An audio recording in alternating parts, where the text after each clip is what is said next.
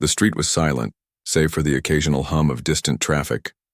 A cold wind howled through the empty alleyways, carrying the scent of rain-soaked asphalt and something else. Something faint but unmistakable.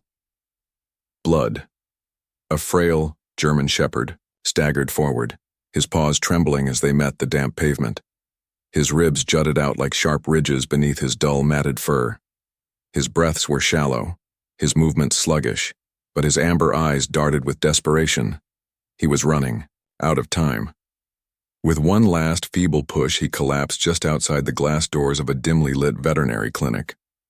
His body hit the ground with a dull thud, his chest rising and falling in rapid, erratic gasps. Inside, the clinic's receptionist glanced up at the sound, her brows furrowing. At first, she thought it was just a trick of the flickering streetlight. But then she saw him, motionless, sprawled across the wet pavement like a discarded shadow. Her heart pounded. She grabbed her phone with trembling fingers. "Dr. Hayes, you need to see this. There's a dog outside, and I don't think he's going to make it." Before she could reach the door, the German shepherd twitched. His ears flicked at some distant noise, and a weak growl rumbled from deep in his throat. He was afraid. Not of the clinic. Not of the people approaching him, of something else, something unseen. As the veterinarian and staff rushed outside, a sudden gust of wind sent a tattered newspaper skidding across the pavement. It slapped against the clinic door, revealing a half-torn headline beneath muddy footprints. "Dogfighting ring busted. Owner still at large, doctor."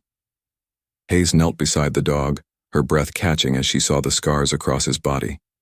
Deep, jagged wounds, some fresh, others old and hardened into cruel, twisted lines. But then she noticed something even more alarming. His abdomen was oddly swollen, despite his skeletal frame. A thought crept into her mind, chilling her to the bone. Something was inside him, and whatever it wasn't natural. Dr. Hayes didn't hesitate. "Get a stretcher, now."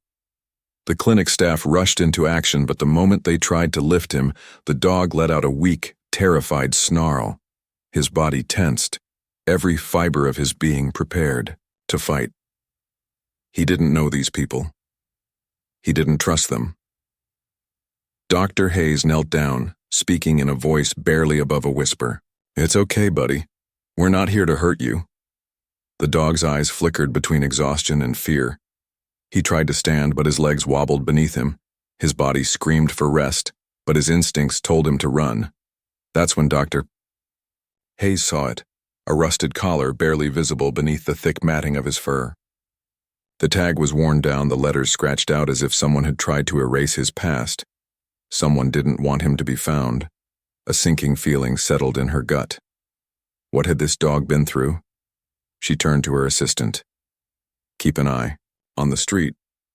If someone left him here, they might come back." The dog trembled but didn't resist when she gently placed a blanket over him. His muscles tensed at first, expecting pain. But when none came, he let out a low, shuddering breath. For the first time, maybe in his entire life, someone was being kind to him. Then, just as they lifted him onto the stretcher, a car engine revved somewhere in the distance. Dr. Hayes' stomach twisted. Had someone been watching? Dr. Hayes pushed the stretcher through the clinic doors, her heart pounding in her chest. The dog lay motionless, his breathing shallow but steady. Every fiber of her being told her this was no ordinary case. Something was deeply wrong. Her assistant, Rachel, quickly closed the door behind them, locking it as a precaution. "Did you hear that car?" she asked, her voice low and uneasy. Dr. Hayes nodded, her gaze flickering toward the glass windows. The street outside was empty now, but for how long? She had treated countless abandoned and abused animals before, but something about this case sent a chill up her spine. She turned her attention back to the dog, whose eyes fluttered open slightly. His pupils were dilated, his body tense even in unconsciousness. Scars crisscrossed his emaciated frame, and patches of fur were missing, revealing bruised skin beneath. Rachel bent down, carefully unclipping the rusted collar from his neck. She held it up, examining the tarnished tag. The engraving was barely legible, but with a closer look, a few letters stood out. M-A-X. Dr. Hayes felt her breath hitch. Max, she murmured. The name felt significant, like a thread in a much larger web. Look at this, Rachel said, turning the tag over. Scratched into the metal were numbers, not a phone number, but something more cryptic. A date. 11/03/2024. A date that was only a week ago. Dr. Hayes frowned. Could be the day he was abandoned, she speculated, but deep down, she felt it meant more than that. The German shepherd let out a weak whimper, his ears twitching at the sound of their voices. We need to get him stabilized first, Dr. Hayes said, brushing away the growing unease gnawing at her. Then we'll figure out what this all means. The X-ray room was dimly lit, the soft glow of the machine casting eerie shadows on the walls. Rachel stood by the monitor, adjusting the settings while Dr. Hayes carefully positioned Max on the examination table. The dog's breathing was labored, his body limp, but his eyes darted back and forth, scanning his surroundings with the remnants of fear still lingering. Dr. Hayes ran a gentle hand over his distended abdomen. Something's inside him, she whispered. Rachel swallowed hard. You think it's foreign objects, maybe worse. The machine beeped, signaling that the scans were complete. Rachel hesitated before looking at the screen, as if bracing herself for whatever they would find. When the image loaded, her breath caught in her throat. Oh my God, she whispered. Dr. Hayes leaned in closer, her stomach twisting into knots. The X-ray revealed something horrifying. Inside Max's stomach were multiple small, irregularly shaped objects, dozens of them metallic, unnatural. Is that? Rachel's voice trembled. Dr. Hayes nodded grimly. Bullets.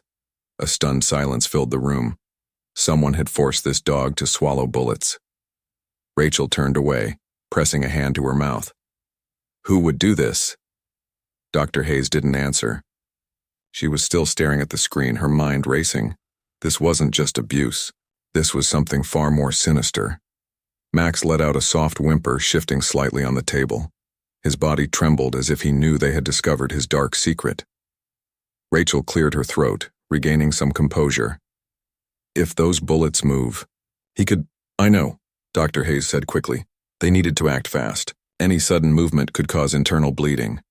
We have to get them out now, she said, moving swiftly to prepare for emergency surgery. As Rachel prepped the operating table, Dr. Hayes's mind raced with possibilities. Why would someone force a dog to swallow bullets? Was he being used as a smuggler? A sick experiment, or worse, was he a message to someone? She thought back to the newspaper headline outside. Dog fighting ring busted. Owner still at large. Could Max be connected? To that case, the front door buzzer suddenly rang, slicing through the tense air like a knife. Rachel and Dr. Hayes froze. It's nearly midnight, Rachel whispered. Who could that be? Dr. Hayes's pulse quickened. She moved cautiously toward the security monitor, pressing a button to reveal the exterior camera feed. A dark figure stood just beyond the streetlight, their face obscured by shadows. They weren't moving, just waiting. Dr. Hayes's breath caught in her throat. Had someone followed them? Were they here for Max? The buzzer rang again, more insistent this time. Dr. Hayes turned to Rachel. Don't open the door. Rachel nodded, her face pale. What do we do? Dr. Hayes glanced back at Max. He lay still, his breathing shallow, completely unaware of the danger lurking outside. They had stumbled into something far bigger than they had anticipated, and now someone knew they had him. Doctor, Hayes took a steadying breath and made a decision. We're not letting them take him, she said, no matter what. A thick, suffocating silence filled the air. The only sound was the slow, uneven breathing of the German shepherd, Max, curled on the clinic floor. His battered body twitched, his ears flicking toward some unseen disturbance. Dr. Hayes frowned. Something felt off. The feeling had been creeping up on her since she found Max collapsed outside the clinic. There were too many unanswered questions. How had he made it this far in such a dire state? Why did his X-ray reveal something lodged deep in his stomach? Something that wasn't food? And most importantly, who had left him here? Rachel, the young vet assistant, shifted nervously. "Dr. Hayes, do you think someone's looking for him?" Dr. Hayes didn't answer right away. Instead, she crouched beside Max, studying the old scars that marred his fur. Some were jagged, brutal, marks of past violence. Others were precise, almost surgical. And then there was the collar. She picked it up again, turning it over in her hands. The rusted dog tag had been scratched, no, deliberately defaced. Someone had tried to erase his identity. A shiver ran down her spine. Before she could say anything, the clinic buzzer shattered the silence. Buzz. Rachel gasped, clutching her clipboard. Who would be here this late? Dr. Hayes hesitated. It was well past midnight. The street outside was empty. No cars, no pedestrians, just the cold wind whistling through the deserted alleyways. Bzzat, bezzat, whoever it was, they weren't leaving. Max stirred, his eyes snapping open. A deep guttural growl rumbled from his chest. His fur bristled, his ears flattened, and his breathing quickened. Rachel took a step back. He's scared. Dr. Hayes' stomach tightened. No, he wasn't scared. He was warning them. She crept toward the front desk and peered through the security monitor. A dark figure stood at the entrance, hood pulled low over their face.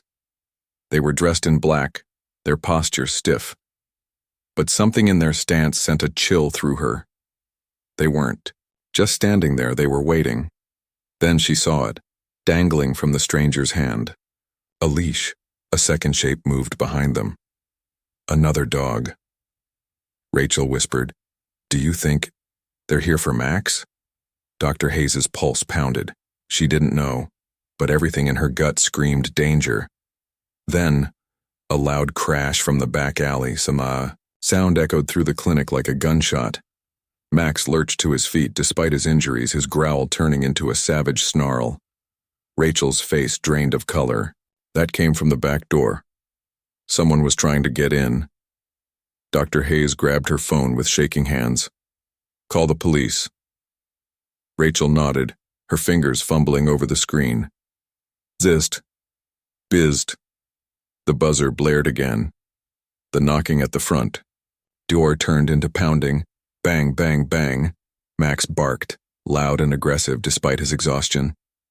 He staggered toward the door, his body trembling but determined. "Stay back," Dr. Hayes whispered, feeling the weight of her own fear pressing. Down on her chest, then silence. The knocking stopped. The buzzer went quiet. Dr. Hayes glanced at the security monitor. The figure was gone. Rachel let out a shaky breath. Maybe they left. Dr. Hayes wasn't convinced. A metallic clang rang from the back alley. She turned toward the sound, her heart hammering against her ribs. Slowly, she approached the back door. She could hear the faint shuffling of footsteps on the other side. Her breath caught as she reached for the handle. She hesitated. Then, Max lunged forward. The door burst open from the outside.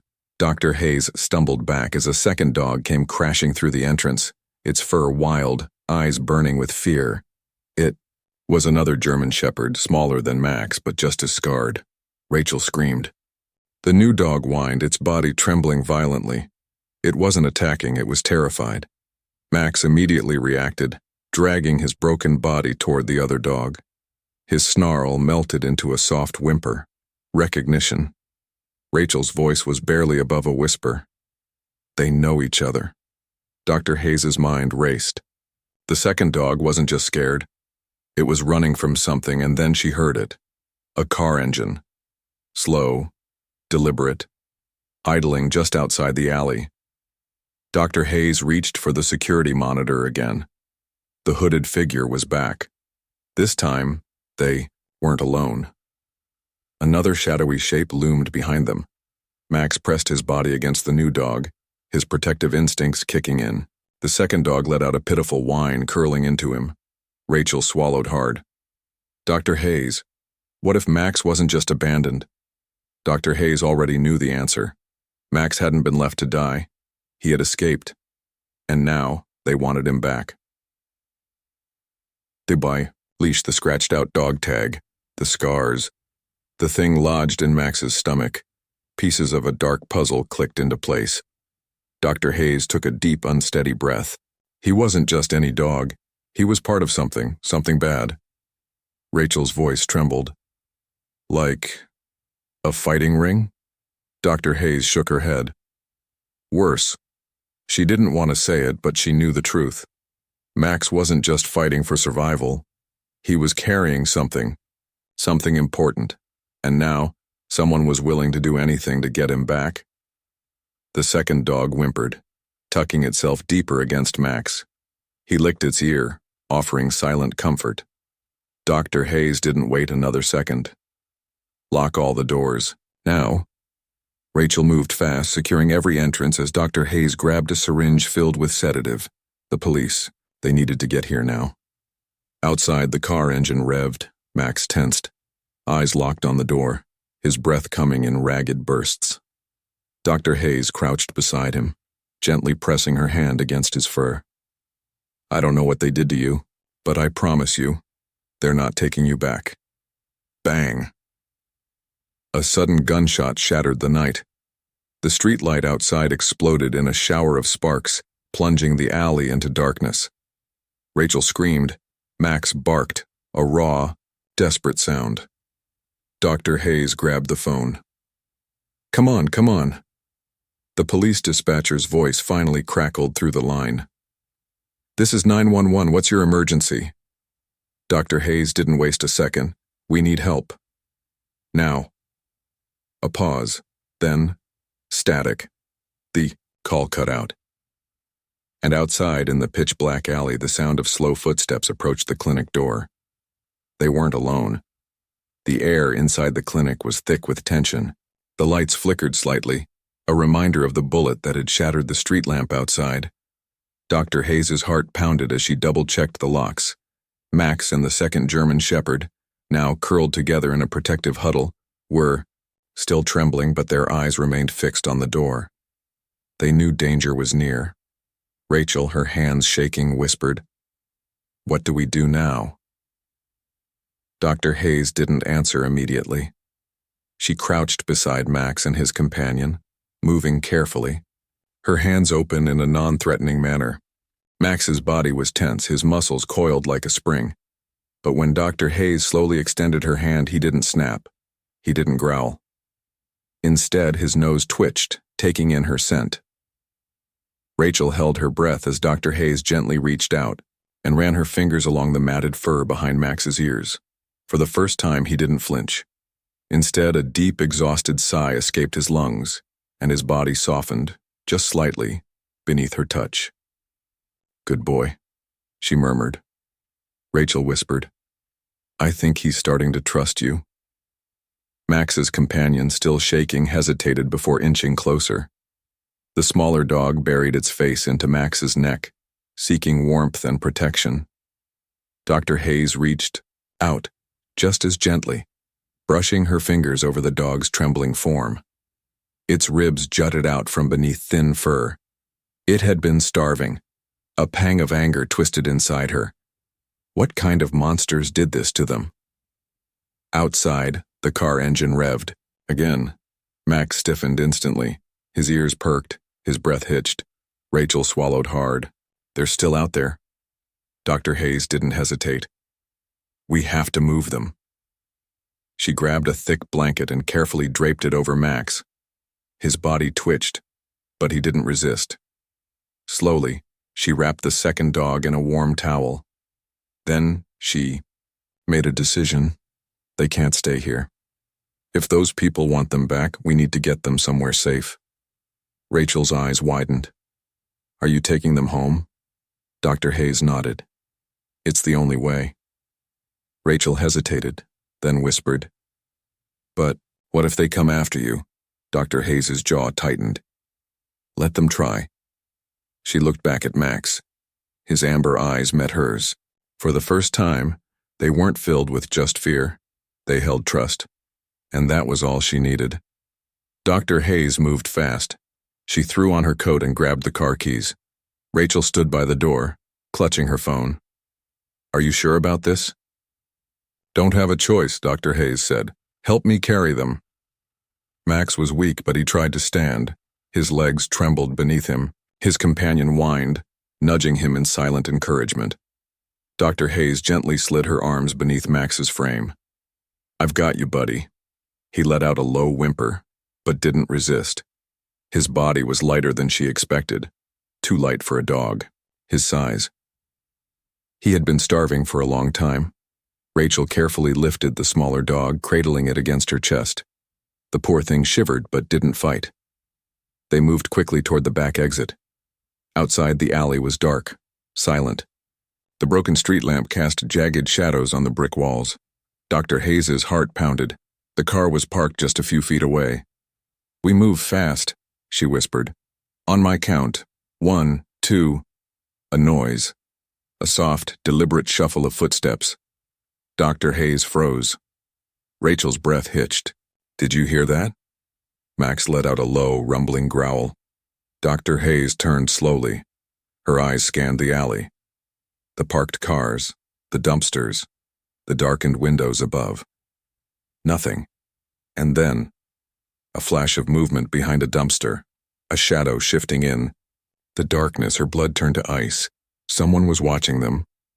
Rachel let out a small gasp, gripping the second dog tighter. "Dr. Hayes, move." Dr. Hayes didn't hesitate. She ran toward the car. Max let out a startled yelp as she carefully set him in the back seat. Rachel climbed in beside him, still clutching the smaller dog. Dr. Hayes jumped into the driver's seat, slamming the door shut. Then, headlights, bright, blinding. A car at the end of the alley turned on its engine. Rachel whispered, "Oh my God, they're blocking the exit." Dr. Hayes's grip tightened on the steering wheel. "Hold on." She threw the car into reverse and slammed her foot on the gas. The tires screeched against the pavement. The vehicle shot backward. Rachel gasped. "They're moving!" The other car suddenly surged forward, headlights flashing. Dr. Hayes spun the wheel, swerving just as the car lunged toward them. The vehicles barely missed each other, the side mirror scraping against the alley wall. "Dr. Hayes!" Rachel screamed. Max barked, a loud, desperate sound. The second dog let out a frightened yelp. Dr. Hayes gritted her teeth and floored the accelerator. The car lurched forward, speeding down the alley. Behind them, the black car gave chase. The tires screeched as Dr. Hayes took a sharp turn onto the main road. Rachel clutched the dashboard. "They're following us." Dr. Hayes's hands were steady on the wheel. Not for long. She spotted an intersection up ahead, one leading to the highway. If she could make it there, they'd have a chance. She pressed down on the gas. The black car accelerated behind them. The chase was on. Here are sections 7, 8, and 9, delivering high-stakes suspense, emotional depth, and a powerful conclusion. Dr. Hayes's hands trembled as she turned the steering wheel, taking the final sharp turn onto a quiet road. The headlights of the pursuing vehicle faded into the distance. She kept driving until she reached the outskirts of town, a secluded area where she lived in a small but cozy house surrounded by towering pine trees. She parked the car and turned to Rachel, who was still gripping the dashboard. "We made it." Rachel exhaled shakily. But for how long? Dr. Hayes glanced at the two German shepherds in the back seat. Max had his head resting against the smaller dog, as if shielding it. "We'll keep them safe," she promised. She carefully lifted Max out of the car. His body was exhausted, but his eyes flickered with recognition as they stepped into her home. Inside, the air was warm, filled with the scent of fresh wood and fabric softener. A fireplace flickered in the corner. Max took hesitant steps, his nails clicking on the floor. The second dog, still wrapped in a blanket, let out a soft whimper. Dr. Hayes set down a bowl of water. At first, neither dog moved. But then Max slowly stepped forward and began to drink, the first real sign that he trusted this place. Rachel crouched beside the smaller dog, gently stroking its ears. They're safe now. But Dr. Hayes wasn't convinced. She knew whoever had left them for dead wouldn't give up so easily. She pulled out her laptop and started searching through missing dog reports. Then, her breath caught. A case file. A name. A dog fighting ring that had been exposed months ago. And at the bottom of the article, a blurry photo of Max. Dr. Hayes stared at the screen, her pulse pounding. The article described a brutal underground operation where dogs were stolen, tortured, and forced to fight. The ring had been shut down, but some dogs were never recovered. One of them was Max. Rachel's voice shook. That means the people chasing us, they were part of it. Dr. Hayes clenched her fists. They wanted Max back. Her eyes flickered to the German Shepherd lying by the fireplace. His ribs still showed. His fur was scarred, but for the first time he wasn't trembling. The second dog let out a quiet cry, shifting closer to Max. Dr. Hayes felt her throat tighten. These weren't just dogs, they were survivors. She knelt beside Max and hesitated before resting a hand on his head. He stiffened, just for a second. Then, something incredible happened. Max let out a deep sigh and pressed his head against her. Dr. Hayes felt tears sting her eyes. Rachel whispered, "He trusts you." Dr. Hayes swallowed hard. "And I won't let anyone take him away again."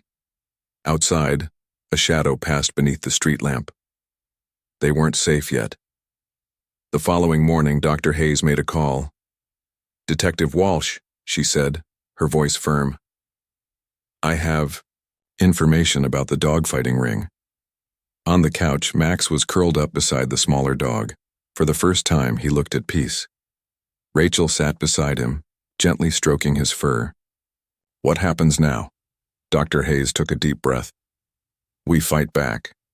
She turned to Max, who lifted his head slightly, his amber eyes locking onto hers. And for the first time, she saw something different in them. Not just survival, strength, a new future, and a promise no one would hurt him again.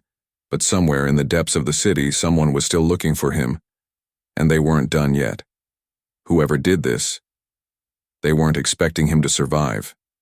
The end, or a new beginning.